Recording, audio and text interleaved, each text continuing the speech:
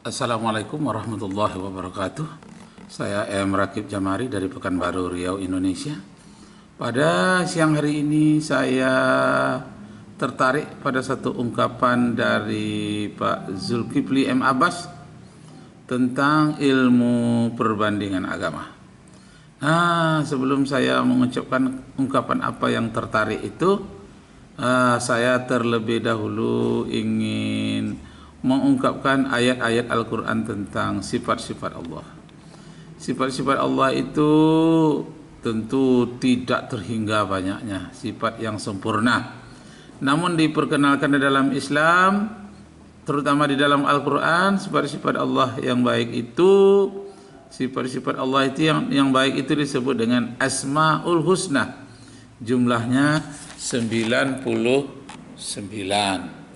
Kemudian diperkenalkan dalam pelajaran sifat 20 ada 20 sifat, yakni Allah wujud qidam baqa mukhalafatu lil hawadisi qiyamuhu binafsihi wahdaniyat qudrat iradat. Nah, berarti kita dulu sampai di qudrat, uradat dan iradat. Qudrat, Allah Subhanahu wa taala bersifat qudrat, berkuasa apa saja. Lawan dari sifat qudrat itu adalah sifat yang lemah, tidak berkuasa. Jadi Allah Subhanahu wa taala itu maha berkuasa, mustahil dia maha tidak berkuasa. Jadi apakah Allah itu bisa menjadi dia maha tidak berkuasa? Ya tidak bisa. Kenapa? Karena bertentangan dengan kemaha kekuasaannya. Itu pentingnya belajar sifat 20 dan belajar pula sifat yang namanya sifat salbiyah. Sifat salbiyah ini adalah sifat-sifat yang mustahil bagi Allah. Kalau itu Allah itu maha kuasa, mustahil dia tidak maha kuasa. Dia maha mempunyai kekuasaan, mustahil beliau tidak maha tidak mempunyai kekuasaan, maha tidak berkuasa, mustahil. Nah, disinilah enaknya belajar sifat 20 itu. Kita tahu apa sifat yang wajib bagi Allah, kita tahu sifat yang mustahil bagi Allah. Mustahil Allah maha tidak berkuasa. Masya Allah. Oleh sebab itu, bapak-bapak, ibu-ibu, saudara sekalian, harus kita pahami bagaimana sesungguhnya kita memahami. Oleh sebab itu kita dengar bagaimana keterangan dari Zulkifli M. Abbas tentang kisah ini. Selamat kita mendengarkan. Karena dia bukan maha kuasa. Kalau hanya ngomong bisa maha kuasa, semua orang juga bisa, Pak Jul. Tapi untuk membuktikannya itu yang lebih penting. Apakah dia mampu untuk melakukan yang disematkan kepadanya sebagai maha kuasa atau tidak? Itu loh. Saya ulangi ya. Jadi yang kami percaya adalah Tuhan yang mampu menjadi manusia sebagai bukti dia maha kuasa, bukan manusia yang jadi Tuhan. Nah itu kalau konsepnya keyakinan agama Pak Jul kan manusia jadi Tuhan atau dituhankan gitu ya. Jadi logikanya gini loh, saya ini adalah seorang pemimpin. Sebagai seorang pemimpin, tentu predikat saya sebagai penguasa, ya kan? Nah, apakah saya perlu menjadi cleaning service untuk membersihkan kantor saya? Atau saya cukup memerintahkan cleaning service untuk membersihkan? Apakah saya harus menjadi kurir untuk mengantar surat? Atau saya cukup memerintahkan kurir untuk mengantar surat? Apakah saya harus menjadi sekretaris supaya ada yang bisa menerima telepon? Atau apakah saya harus menjadi sapam supaya ada yang bisa menjadi keamanan di kantor saya, sementara saya ini adalah penguasa? Tidak kan? Nah, apakah kemudian saya sebagai penguasa tidak bisa menjadi sapam, nggak bisa menjadi ini? Bisa. Dalam skala sebagai makhluk. Tetapi sekarang kita bercerita tentang sang pencipta. Yang dikatakan sang pencipta tidak mungkin menjadi ciptaan.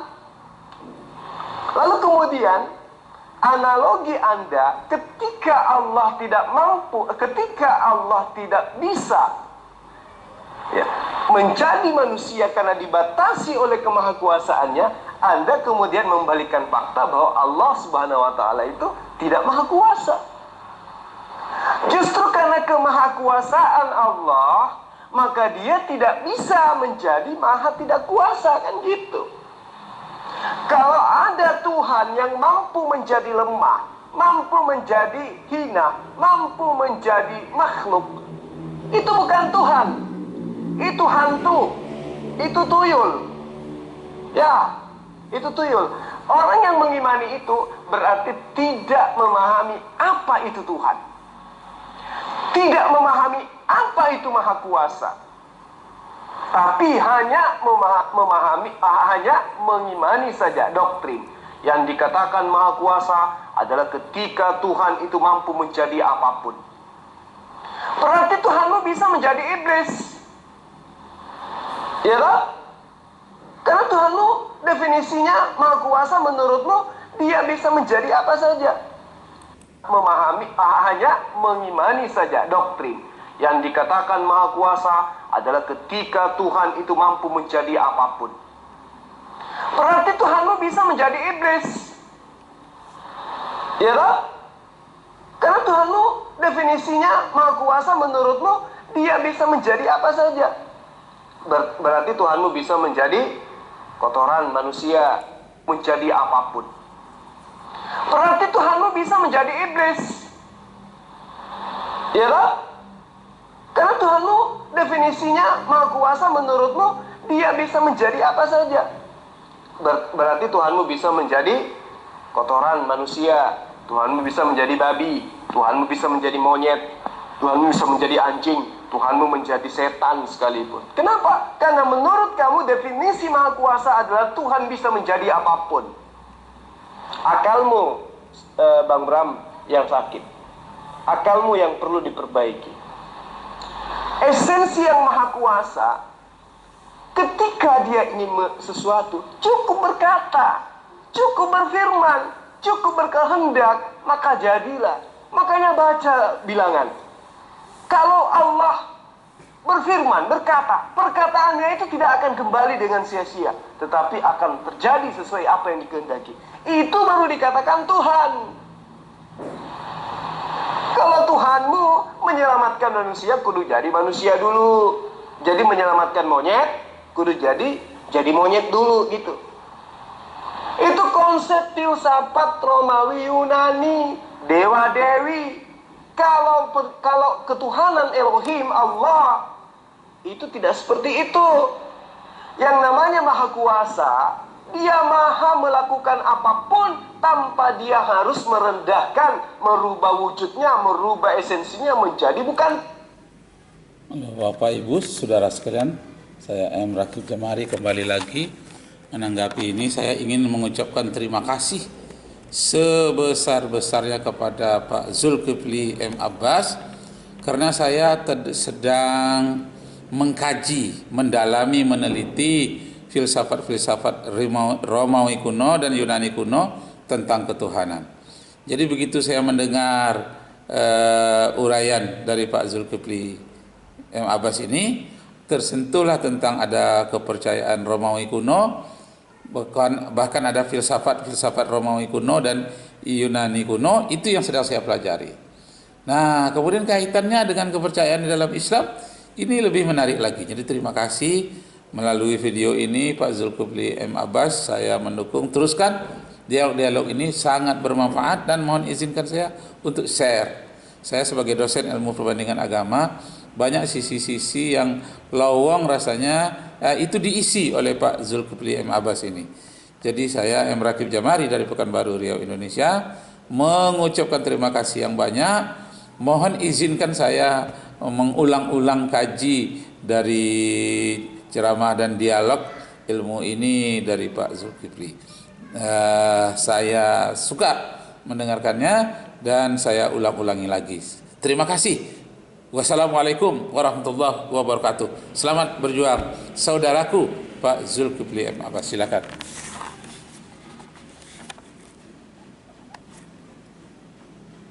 Tuhan, itu yang perlu kamu pahami. Tuhan selamanya Tuhan, tidak akan pernah berubah menjadi makhluk Tuhan. Yesus makhluk Tuhan, merpati makhluk Tuhan, berarti bukan Tuhan.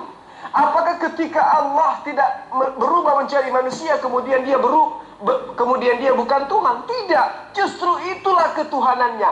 Dia tidak bisa menjadi hina, dia tidak bisa menjadi manusia, karena ketika dia menjadi manusia maka dia akan menjadi hina. Buktinya Yesus hina kalau dilihat dari sudut pandang ketuhanan.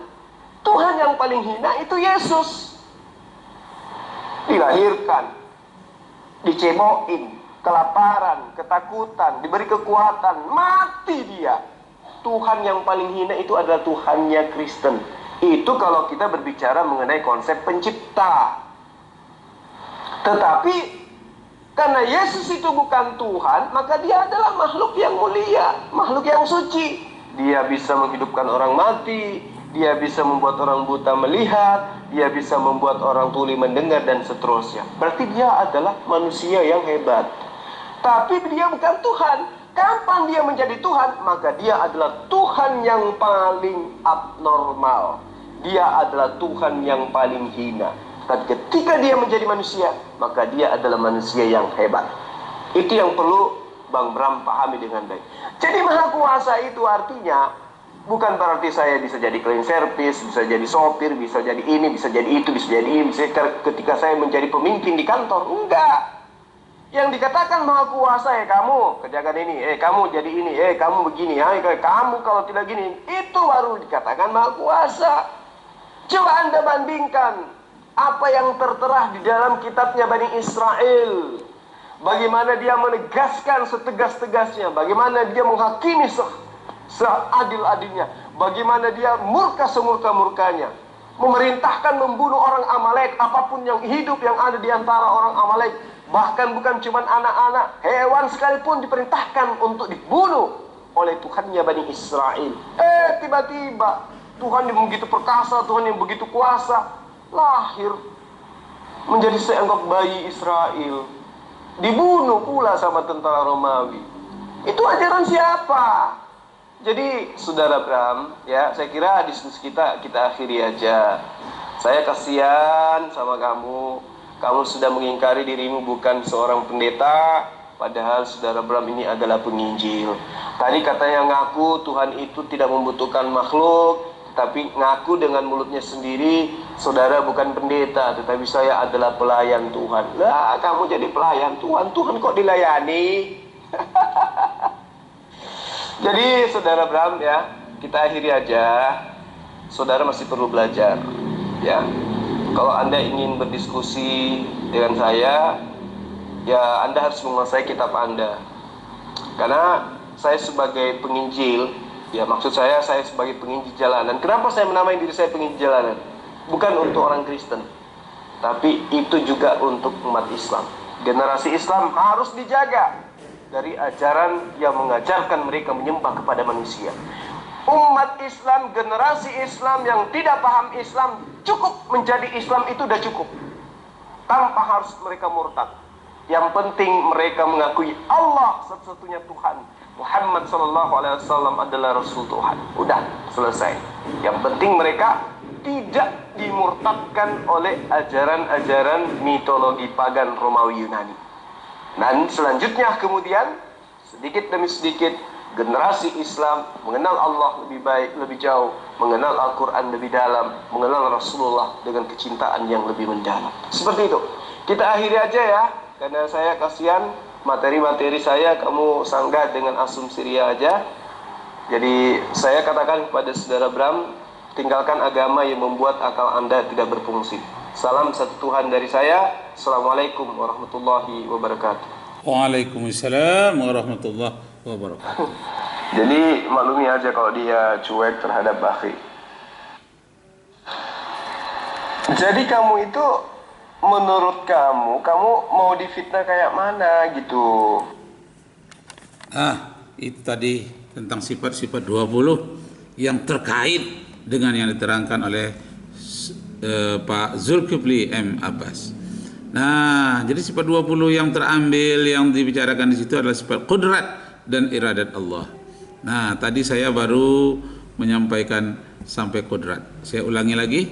Wujud kidam bako mukhalafatu lil hawadisi qiyamuhu binafsihi wahdaniyat qudrat iradat ilmu hayat sama basar kalam qadiran muridan ilman hayyan sami'an basiran mutakalliman. Sampai ketemu lagi. Wabillahi taufiq wal hidayah. Wassalamualaikum warahmatullahi wabarakatuh. Allahu akbar.